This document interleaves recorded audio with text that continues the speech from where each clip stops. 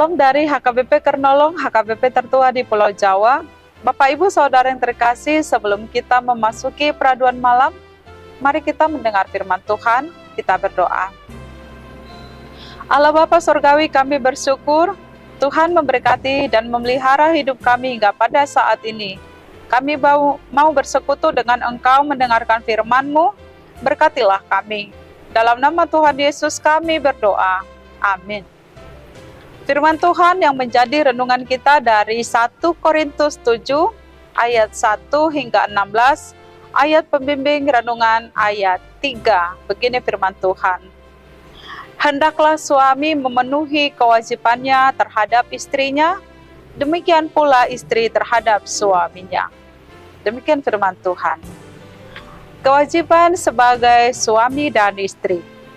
Sahabat renungan malam Shalom yang dikasihi Tuhan, sebagai seorang pekabar Injil, Rasul Paulus memang mengambil sikap untuk mengabdikan diri kepada Tuhan dengan mengabarkan Injil. Ia tidak menikah dan tidak kawin. Namun ia juga sadar bahwa tidak semua orang mampu hidup seperti dirinya. Karena itu, ia memberikan pengertian tentang perkawinan. Lembaga perkawinan atau pernikahan adalah sakral dan kudus, sehingga penting untuk menjaganya. Ada sejumlah aturan yang perlu kita lakukan untuk menjaga kekudusan pernikahan itu, termasuk dalam nas renungan ini. Hendaklah suami memenuhi kewajibannya terhadap istrinya, demikian pula istri terhadap suaminya. Ketika Allah memberkati pernikahan, perkawinan kudus, keduanya, laki-laki dan perempuan, telah menjadi satu. Dengan banyak perbedaan, latar belakang, pengetahuan, dan sebagainya, tentu saja penyatuan ini bukanlah hal yang mudah. Dalam keperbedaan harus ada upaya dari kedua pihak agar tidak hanya mementingkan dirinya sendiri, tidak egois, namun berorientasi terhadap hidup yang saling melayani dan saling mengasihi. Hal itu jugalah yang dapat dilakukan jika setiap orang memiliki kasih yang daripada Allah. Bapak Ibu Saudara, dalam kehidupan kita saat ini, tak sedikit pernikahan orang Kristen dilanda masalah, banyak menemukan persoalan-persoalan di dalam rumah tangganya masing-masing.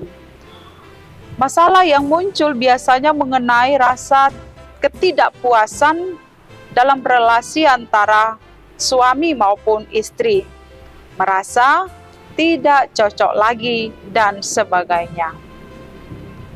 Tawaran kenikmatan dunia ini, godaan-godaan yang diberikan dunia ini menjadi pelarian atas masalah-masalah yang dihadapi setiap keluarga di tengah-tengah ketidakharmonisan itu.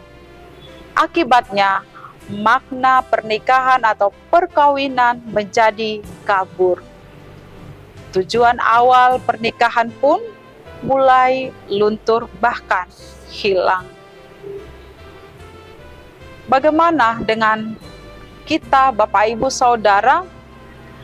Adakah kita tetap menjaga kekudusan pernikahan itu, ataukah menganggap remeh pernikahan?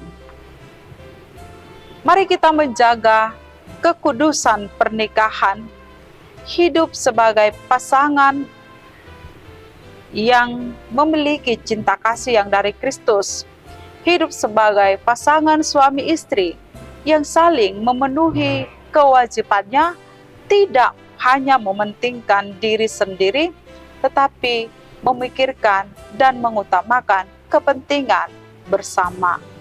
Terutama melibatkan campur tangan Tuhan senantiasa untuk memberkati pernikahan dan rumah tangga itu.